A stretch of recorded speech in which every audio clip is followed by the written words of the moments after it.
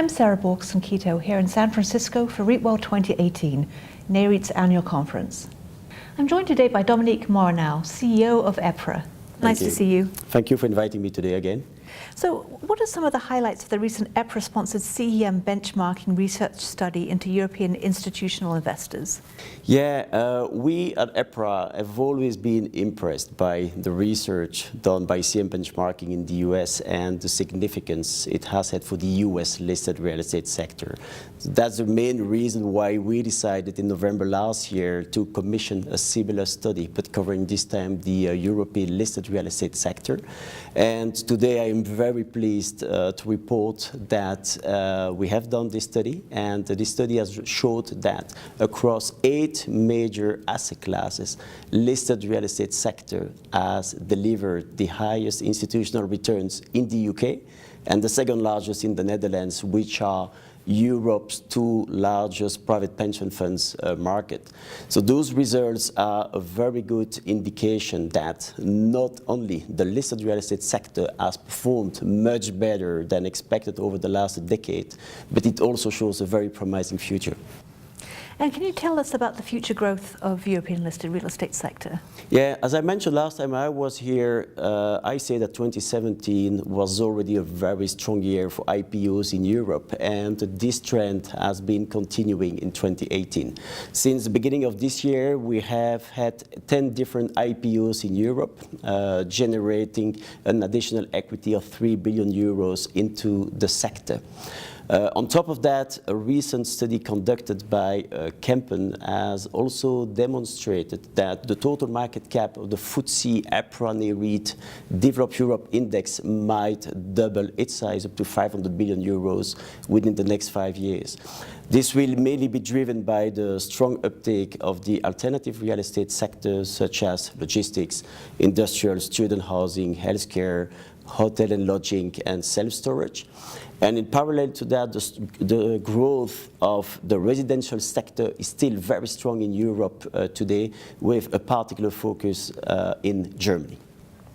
And 10 months after the implementation of the Markets and Financial Instruments Directive 2, what is EPRA's strategy to facilitate corporate access? Yeah, we have seen that MiFID II has generally made it more difficult for listed real estate companies on the one side and investors on the other side to access each other through their traditional broker and investment banking channels. And this holds true for small, medium and large market caps.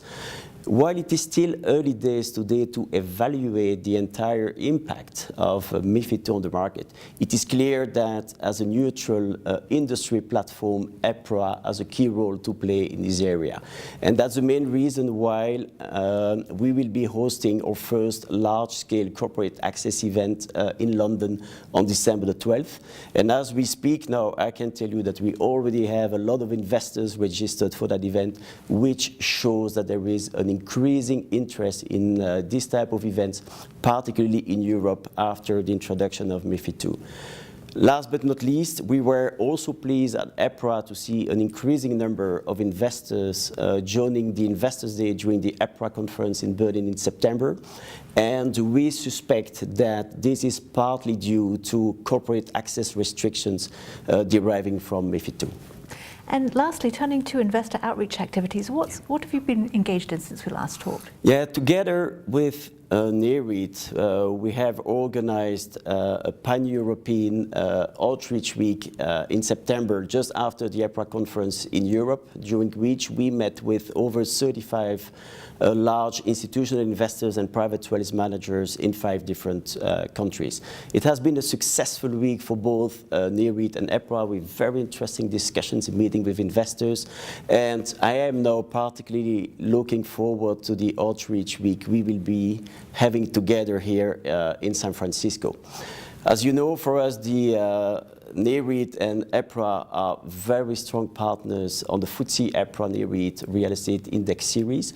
And we are also very pleased with the fact that we share the same vision about how to promote the benefits of the listed real estate sector in any investor's asset allocation. And that's the main reason why I strongly believe that our joint approach and our joint efforts in that sector will benefit the industry globally, and will also help, I would say, to increase this message on the market. Dominique, thank you very much. Thank you very much, Sarah. Thank you for inviting me. And for more on REIT World 2018, be sure to visit NAREIT's website, REIT.com.